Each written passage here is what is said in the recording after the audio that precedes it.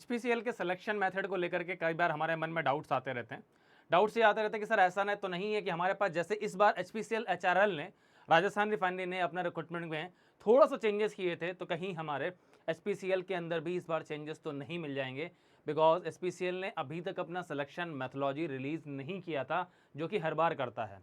तो अभी हमारे पास एक लेटेस्ट अपडेट आया है जिसके बारे में आज हम बात करने जा रहे हैं। तो वेलकम बेटा आप सभी का आपके इस चैनल गेटिनिटी पर, जहां पर आज हम एचपीसीएल का जो लेटेस्ट अनाउंसमेंट रिलीज किया गया है आपका सिलेक्शन मेथोलॉजी को लेकर के, उस मुद्दे पर हम बात करने जा रहे हैं। जरा एक बार आप लोगों को एक क्वेश्चन मार्क ये है कि एक्चुअली में क्या मेथड वही है जो प्रीवियसली था या कुछ चेंजेस हुए हैं। ठीक है, तो माइनर से चेंजेस आपको मिलेगा, उस माइनर चेंजेस को मैं आपको बता देता हूं। तो कैरियर सेक्शन के अंदर अगर आप जाएंगे तो लेटेस्ट अनाउंसमेंट अगर आप देखेंगे तो यहाँ पर हमारे पास recruitment of officers and junior executive जो लेटेस्ट हमारे पास पोस्ट आई थी, उसके लिए हमारे पास में आपका रिवाइज्ड सिलेक्शन मेथोलॉजी यहाँ पर रिलीज किया गया है। रिवाइज्ड वर्ड लिखा हुआ है, मतलब कुछ ना कुछ चीज़ें रिवाइज हुई हैं, उसमें कुछ चेंजेस हुए हैं। तो वो चीज़ें मैं आपको एक बार दिखा देता हूँ कि एक्चुअली में क्या हमारे पास रिवाइज मेथोलॉजी आपकी निकल के आई है। यहाँ पर सबसे पहले बात की जा रही है कि हमारे पास जितने भी आपके पास पोस्ट हैं रिक्रूटमेंट ऑफ ऑफिसर्स की अगर हम बात कर रहे हैं हमारे पास में, यहाँ पर जो पोस्ट हमारे पास एग्जीक्यूटिव असिस्टेंट की है, जूनियर एग्जीक्यूटिव जो डिप्लोमा के स्टूडेंट्स के लिए हमारे पास में, और खासकर जो हमारे डिग्री के स्टूडेंट्स हैं, इंजीनियरिंग पोजीशंस के लिए मैकेनिकल, इलेक्ट्रिकल, सिविल और केमिकल के लिए जो पोजीशंस हैं, chartered accountant, officer HR, official industrial engineering, law officer, safety officers and senior officer CDG और एंड अपोजिट्स के अंदर में हमारे पास में आपको इतने राउंड से निकलना पड़ेगा। ठीक है, सिलेक्शन मेथोलॉजी के अंदर हमारे पास में इन सभी के लिए हमारे पास आपको पहले सीबीटी फेस करना है, इसके अंदर आपको ग्रुप टास्क फेस करना है। ग्रुप डिस्कशन नहीं होता है एचपीसीएल के अंदर, जीटी कराते हैं, ग्रुप टास्क होता है। देन हमारे पास मूड कोड, ये लॉ ऑफिसर्स के लिए है हमारे पास में, बाकियों के लिए नहीं है। पर्सनल इंटरव्यू आपको होगा, प्री इंपॉर्टेंट मेडिकल एग्जामिनेशन होगा, फिजिकल फिटनेस एफिशिएंसी टेस्ट, ये जूनियर एग्जीक्यूटिव जो डिप्लोमा के स्टूडेंट्स होंगे ये उनके लिए होता है फिजिकल टेस्ट। और इसके अलावा हमारे पास में दूसरा हमारे पास में कि जो डिटेल्स हैं scheme of paper and duration of examination, ये भी आपको दिया गया है। And all the rounds are elimination round. ठीक है, एचपीसीएल को मैं पहले भी आपको बता चुका हूँ कि जितने भी राउंड्स आपके होते हैं सारे एलिमिनेटिंग राउंड होते हैं। सीबीटी से अगर आप बाहर होते हैं, जीटी से अगर आप बाहर हो जाते हैं, आप पीआई से बाहर हो जाते हैं, या फिर आप मेडिकल एग्जामिनेशन में अगर आप फिट नहीं होते, आप किसी भी स्टेट में एलिमिनेट किए जा सकते हैं। ये ध्यान रखिएगा, ठीक है ना। यहाँ पर ऐसा नहीं कि जीटी और आपका पीआई एक साथ हो जाएगा फिर एलिमिनेशन आपका होगा, नहीं। इनमें से कहीं भी अगर आप एलिमिनेट होते हैं तो आपको एलिमिनेट कर दिया जाएगा। और इसके अलावा मैं पहले आपको क्लियर कर दूं कि हमारा डॉक्यूमेंट वेरिफिकेशन भी इनका एलिमिनेटिंग होता है। डॉक्यूमेंट वेरिफिकेशन में अगर कोई भी इनको खामी अगर नजर आती है, कोई भी कमी नजर आती है, तो वहां पर भी आपको एलिमिनेट कर सकते हैं। तो यहाँ पर बाकी जो पोजीशंस हमारे पास में हैं उनके लिए वर्क एक्सपीरियंस, पर्सनल इंटरव्यू होगा और प्री एम्प्लॉयमेंट एग्जामिनेशन होगा। ठीक है ना, मतलब कि जो एक्सपीरियंस प्रोफेशनल्स के जो पोस्ट निकल करके आएंगे उनकी बात हो रही है, तो उनके लिए हमारे पास में जो आपका है वो ये हमारे पास सिलेक्शन मेथोलॉजी है।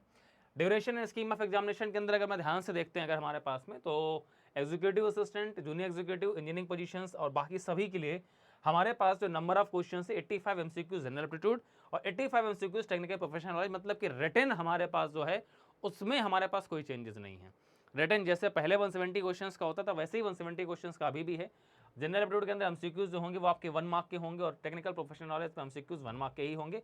एंड 0.25 का नेगेटिव मार्किंग होगा और 150 मिनट जो आपका ड्यूरेशन है, मतलब 2.5 घंटे का जो एग्जाम होता था वही है।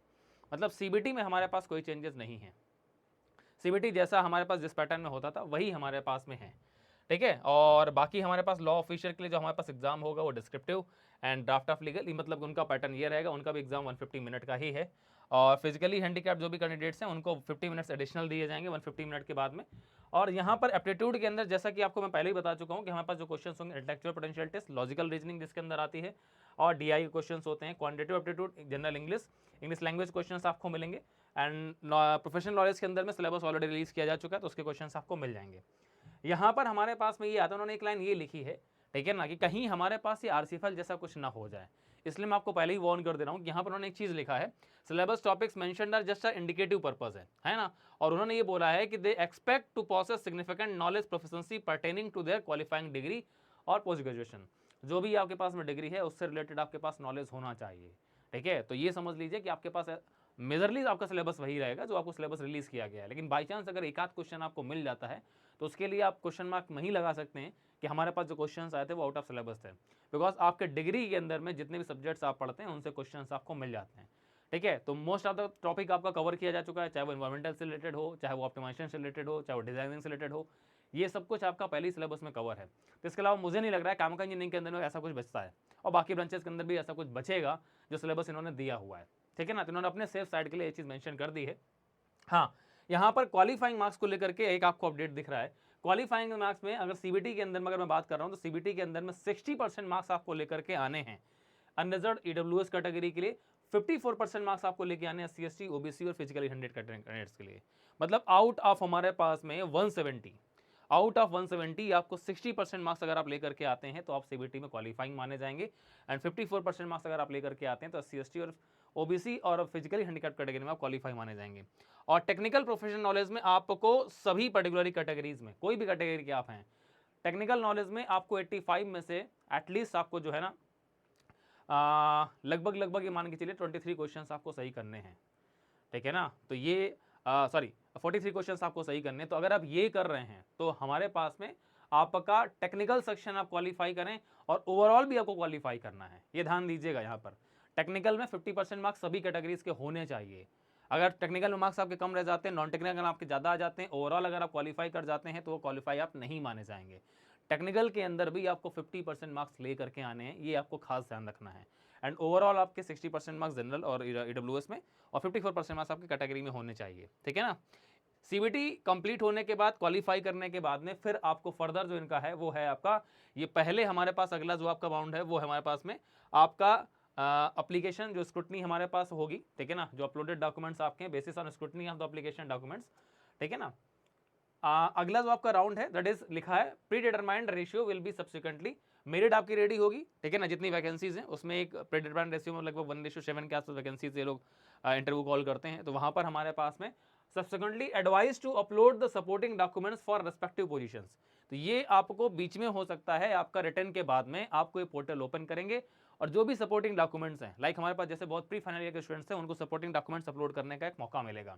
डिग्रीज और जो भी उनका आपका पेंडिंग था वो स्क्रूटनी होने के बाद में फाइनली आपका क्या है, आपका एक फाइनल मेरिट लिस्ट रेडी किया जाएगा।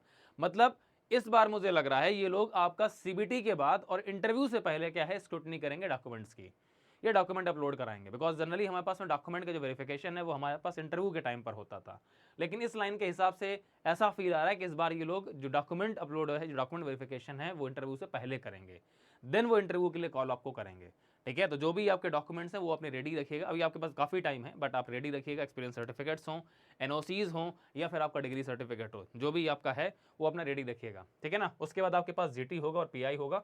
यहाँ पर साफ साफ मेंशन किया गया हर राउंड में आपको मिनिमम क्वालिफिकेशन मार्क्स लेकर के आने हैं, तब फाइनली आपका सिलेक्शन होगा, ठीक है। तो ये एक चेंजेस है यहाँ पर जो कि आपको दिख रहा है, ठीक है। तो इस बार डॉक्यूमेंट वेरिफिकेशन आपका इंटरव्यू से पहले हो सकता है, जीटी से पहले हो सकता है, इस चीज़ का हमें ध्यान रखना है।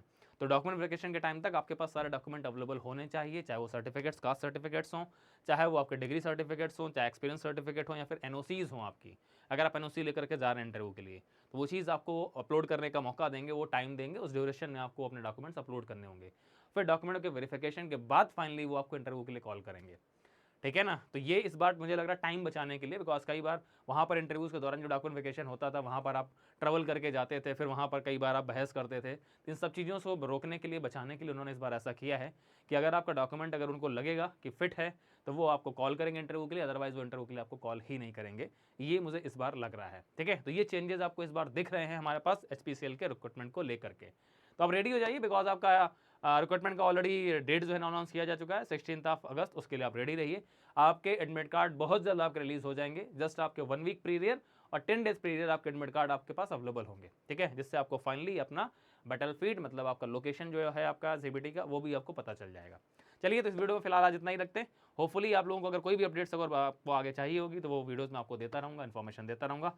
तब तक के लिए आप सभी को all the best, take care and thank you.